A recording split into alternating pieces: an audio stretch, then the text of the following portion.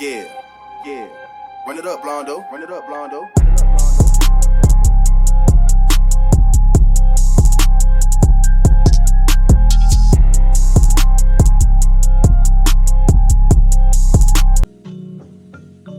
The Orlando Magic winning the lottery is probably the worst outcome for every NBA insider, draft expert, and Vegas bookie. Why? Well, the Magic are the toughest team to derive any sort of credible intel out of.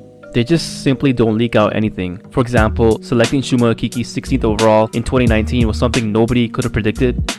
On the rare occasion that they do leak out something, it's just a whole lot of smokescreen. Their coaching hires and draft picks have all came out of left field. For example, hiring Jamal Mosley was a huge surprise after there were rumors of Jason Kidd being their man for weeks, to drafting Franz Wagner when there were rumblings of Derrick Williams getting traction as their pick around draft week 2021. And this is why we shouldn't pencil in anyone for the #1 overall pick just yet.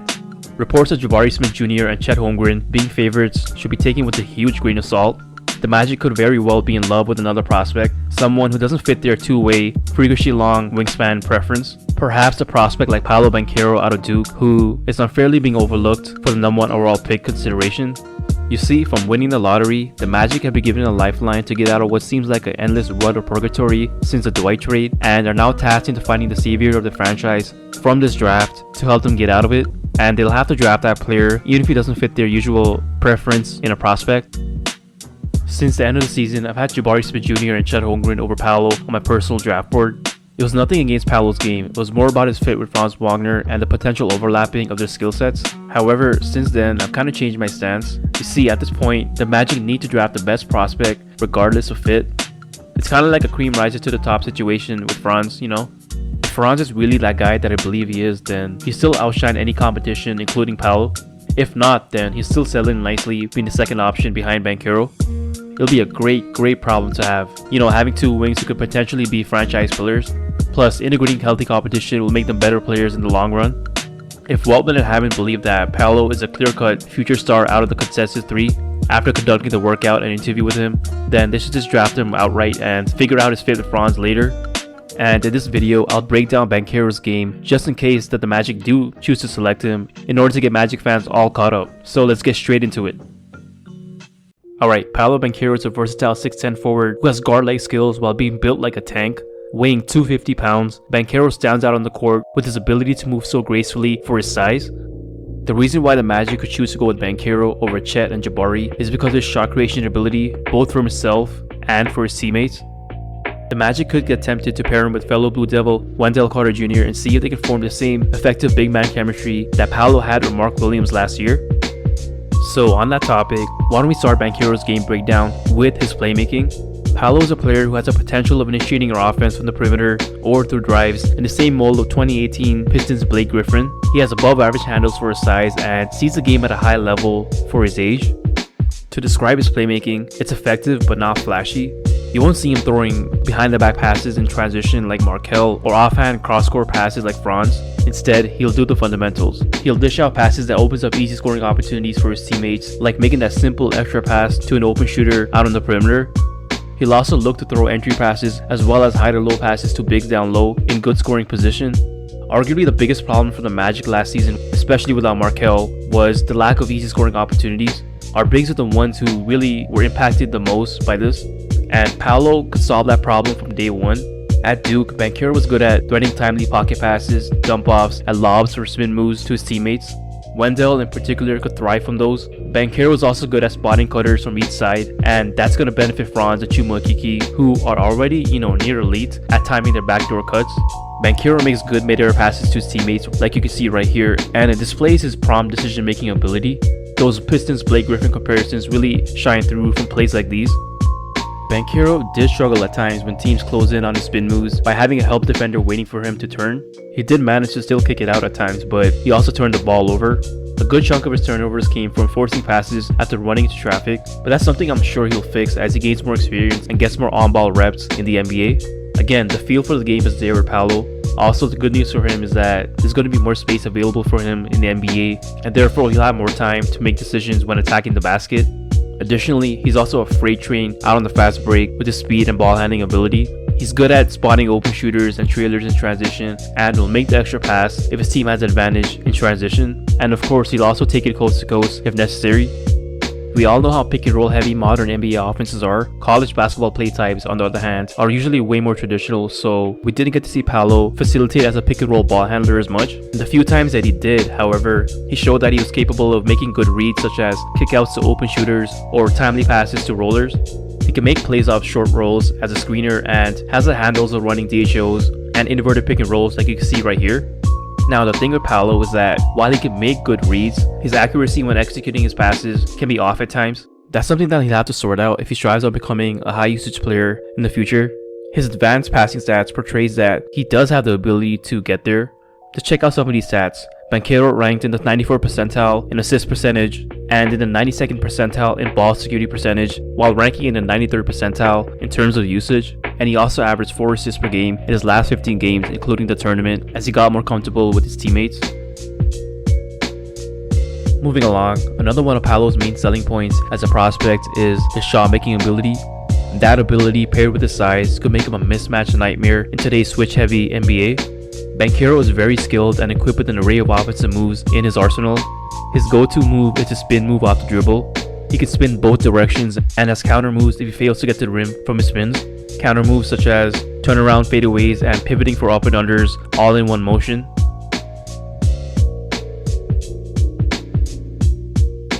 You can also throw the ball to him down low for post-ups if your team really needs a basket. He's efficient from near the rim as he shot 67% at the rim and 48% on floaters from the short mid-range area.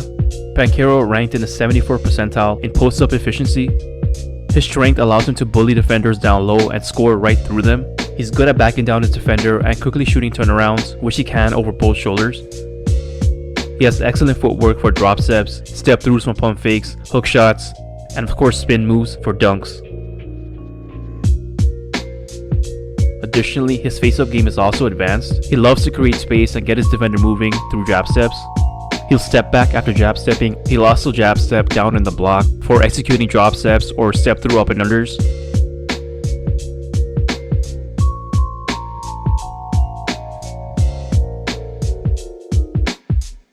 He also has effective off-the-dribble moves such as hezzies and step backs. He gets to the rim with his handles and strength and finishes quite well. He also possesses finesse moves like Euro steps and hop steps for getting by his defender when attacking. Being a 3-level scorer requires you to master the mid-range area, and that's where the bulk of Banchero's made shots came from. If he perfects that aspect of the game, then he'll become a huge asset down the line when we're hopefully contending. From MJ to Kobe to Kawhi, having a reliable mid-range scorer is key for generating easy baskets and winning tight playoff games. He's great at getting to a spot and pulling up from the mid-range. Now, while he shot an NBA league average 44% from within 8 to 16 feet, he only shot 32% on nearly 60 shots from 16 to 22 feet, which isn't good because he settles for a lot of long twos. His pull-up percentages weren't that great as well, as he shot 38% on 122 attempts. With Paolo, he creates space well for open shots with his moves, but he'll need to hit jumpers within the perimeter at a better clip in order to become an elite scorer. He does the hard part well, like creating space, but he just needs to convert a bit better. It's the opposite problem of Jabari Smith Jr. And the hope with Banchero is that those off-the-dribble long twos that he loves to take will convert to off-the-dribble threes in the NBA. And on the topic of threes, that's going to be a huge swing skill for him. And this is where I'm going to transition into some areas of improvements in Banchero's game. He shot 34% from the college three, but only 27% from the NBA three-point line distance.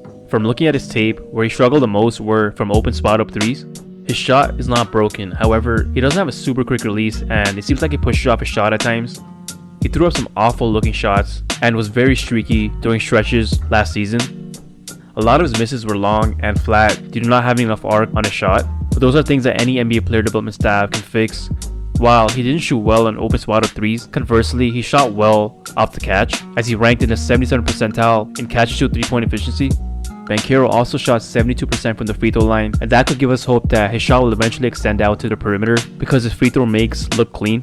For reference, Aaron Gordon shot an awful 42% from the line in college, and we only had a prayer chance of him becoming a good shooter. To his credit, he eventually became a career 33% shooter from downtown and has hovered around 70% from the line for his career. If AG got there with his broken shot, then there's no reason why Banchero can't get to at least 36 to 38% on good volume if he puts in the work. And that brings me to the topic of his work ethic and his wavering effort levels during games. Paolo is a man-child gifted with good speed and coordination for his size. There's no reason why he shouldn't be the clear-cut #1 overall pick favorite. Unfortunately, there is, and they're all tied down to his motor. Does he have the killer instinct to be great? Usually a player who does shows it in high school and college, like Jabari Smith Jr. and Chet Holmgren. The question is, will Paolo put in the work to improve his three-point shot and also study tape to improve his defensive awareness? A lot of scouts and draft experts are skeptical. From my own perspective, however, I think his motor issues are kind of overblown. It's not Mo Bamba level bad, but it's still not at the level that you want your future star player to be at. Paolo had the opportunity to go down a Duke folklore by winning the NCAA tournament and also National Player of the Year in Coach K's final season.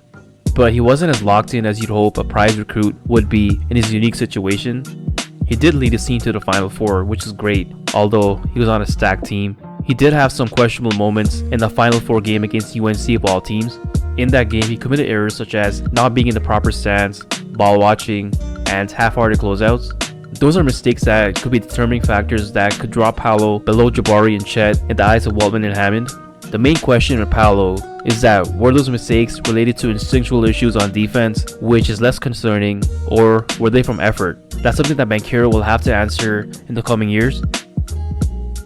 Now, I could put defense as another main weakness of Banchero's, but that'll just be me being a little bit too nitpicky. Let's just say that it's an area of improvement and not a lost cause like Marvin Bagley Jr. Banchero has all the tools of being at least an adequate defender. You see, when engaged, he showed the ability to switch out onto the perimeter, defend post-ups, and block shots as a weak side defender. He can shift his feet well enough for his size to guard out on the perimeter and also recover to faster guards, as you can see from these clips right here.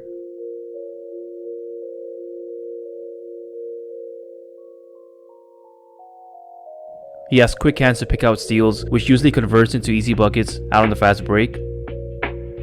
Post defense is his best defensive attribute so far. His strong frame allows him to deny post-ups and also hold his ground against bigger players. To use some stats, Paolo Banchero posted a defensive BPM of 1.6 and Duke's defensive rating was 96 when he was on the floor.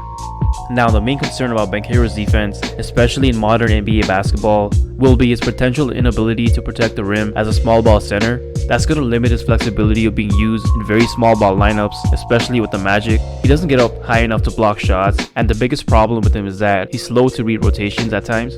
Again, his effectiveness on defense will boil down to his effort. Some of his defensive red flags are being susceptible to backdoor cuts, being flat-footed, not being ready to contest, losing his man off ball, and not boxing out.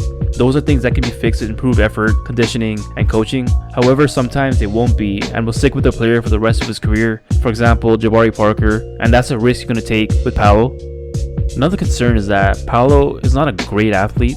Like, if he was at least a Scotty Barnes level athlete, then he would have been by far the #1 overall pick favorite. Additionally, his wingspan is reportedly only 2 inches longer than his height.